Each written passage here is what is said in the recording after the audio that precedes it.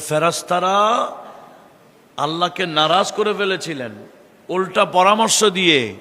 তাহলে আল্লাহকে রাজি করার পদ্ধতি বের করেছেন কি? এর আগে তাওয়াফ ছিল না, সর্বপ্রথম তাওয়াফ করছে এই ফেরেশতারা। আল্লাহ বলছেন, হ্যাঁ, তাওয়াফের মাধ্যমে আমি বেশি খুশি হয়, রাজি হয়। আমার বান্দা যাদেরকে আমি বানাবো, এখনো বানাইনি, এদের উপর নারাজ হয়ে গেলে খুশি হওয়ার মাধ্যম যাতে এটা হয়। তোমরা জমিনে গিয়ে আমি আল্লাহর জন্য একটা কি বানাও, ঘর বানাও। আমার আল্লাহ যখন মানুষ বানাবার জন্য চান, ফেরেশতারা কি বলেছেন? ও আল্লাহ, কি দরকার আছে? আমরা তো তোমার তারই প্রশংসা করছি। ফেরেশতারা কিভাবে তারই প্রশংসা করছে আমি সেটাই বোঝাবার জন্য চাইছিলাম। আমরা যখন মারা যাই, আমরা সবাই মারা যাব না? আমাদের বাপদাদারাও ছিলেন, বিশাল বিশাল কবরস্থানে যারা ছিলেন এরাও বিশাল বিশাল বাড়ির মালিক ছিলেন। সবাই মারা যাব।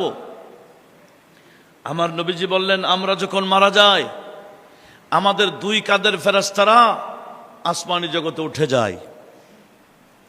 আল্লাহকে বলে, ও আল্লাহ, অনেকদিন বন্দার ডিউটি করেছি, বন্দা ভালো করলে সেটাও লিখেছি, খারাপ করলে সেটাও লিখেছি।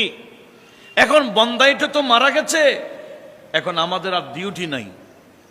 ঈদিন লানা আন না'বুদাকা ফিস সামা, আমরা কিরামান কাতিবিন আসমানি জগতে আসছি, তুমি আল্লাহ আমাদেরকে অনুমতি দাও এই আসমানেই তোমার ইবাদত বন্দেগী করব। এই কিরামান কাতিবিন কোথায় চলে যায়? আসমানে গিয়ে আল্লাহর কাছে অনুমতি চায়, ওখানে বসে ইবাদত করবে। কিন্তু আমার আল্লাহ বললেন, কি বলবেন? এই কিরামান কাতিবিন, আসমানে আমি আল্লাহর ইবাদত করবা, আমার থেকে অনুমতি চাচ্ছ, আমি কিভাবে অনুমতি দিব? ইন্না সামাওয়াতি মামলুয়াতুন বিমালাইকাতি, এই সাত আসমান আমি আল্লাহর নূরানি জগতের ফেরেশতার মাধ্যমে ভরপুর হয়ে আছে। এই আসমানি জগতে কিঞ্চিত পরিমাণ জায়গা নাই যেখানে তোমরা বসে ইবাদত করবা, দাঁড়িয়ে ইবাদত করবা।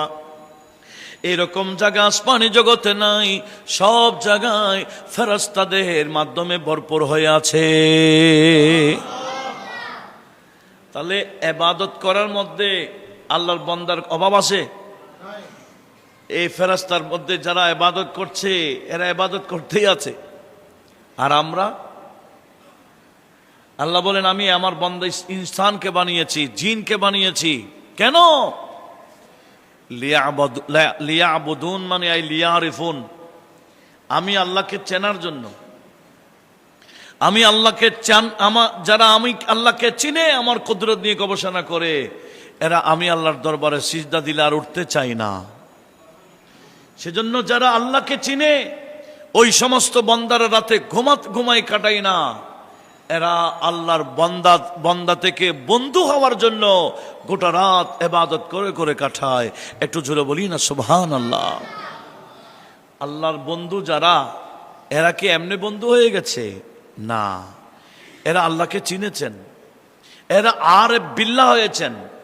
এরা আল্লাহকে চেনার কারণে এদের মধ্যে ইবাদত করতে, আমরা নামাজ পড়তে গেলে দাঁড়াইলে নামাজের মধ্যে অনেক দূরে চলে যাই।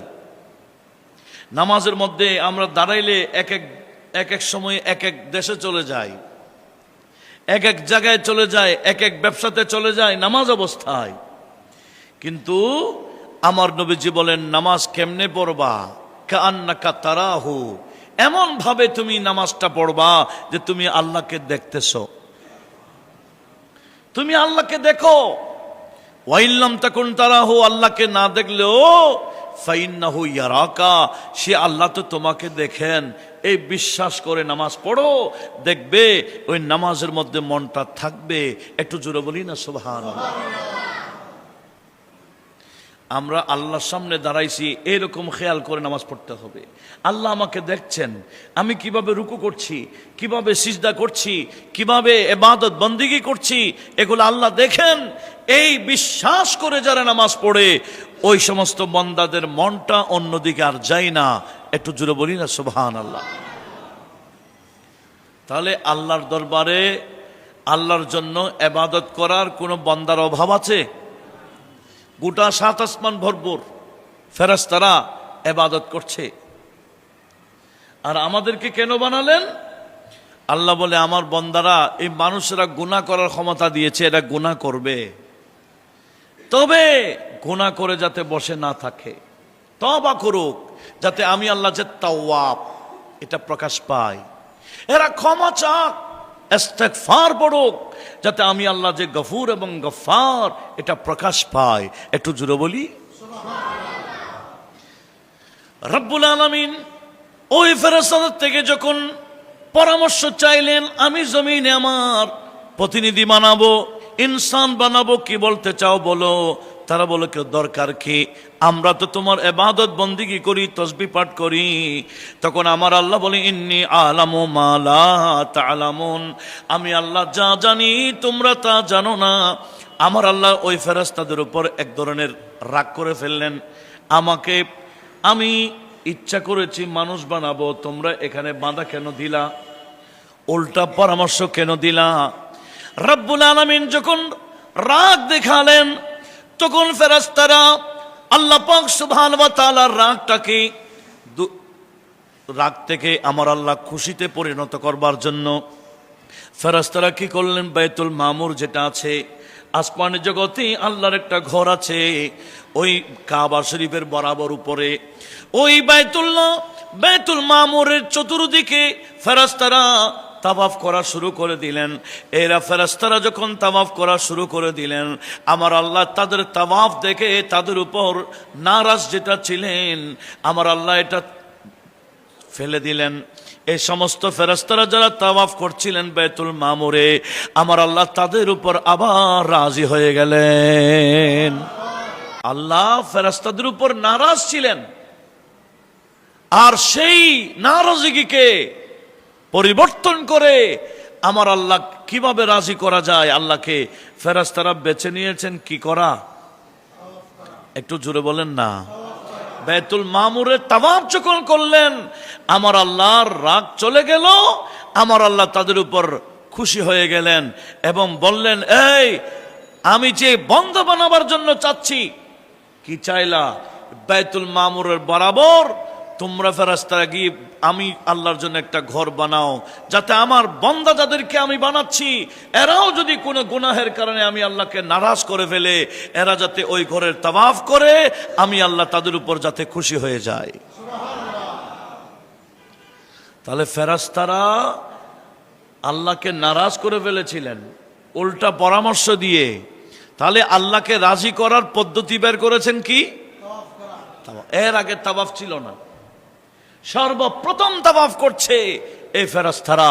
আল্লাহ বলছেন, হ্যাঁ তাওয়াফের মাধ্যমে আমি বেশি খুশি হয়, রাজি হয়। আমার বান্দা যাদেরকে আমি বানাবো, এখনো বানাইনি, এদের উপর নারাজ হয়ে গেলে খুশি হওয়ার মাধ্যম যাতে এটা হয়। তোমরা জমিনে গিয়ে আমি আল্লাহর জন্য একটা কি বানাও, ঘর বানাও। আমার আল্লাহ ফেরেশতাকে বললেন, আবনু লি বাইতান ফিল আরদে বিমিসলিহি ওয়া কদরিহি, এই বাইতুল মামুরের মতো করে তোমরা জমিনের মধ্যে আমি আল্লাহর জন্য একটা বাইতুল্লাহ বানাও, আমি আল্লাহর জন্য একটা ঘর বানাও, আমার বান্দারা যাতে সেখানে তাওয়াফ করে। সেজন্য বাইতুল্লাহ শরীফ যেটাতে মানুষ হজে যায়, এই বাইতুল্লাহ সর্বপ্রথম বানিয়েছেন ফেরেশতারা। কেন? আমরা যাতে সেখানে তাওয়াফ করে আল্লাহকে রাজি করি।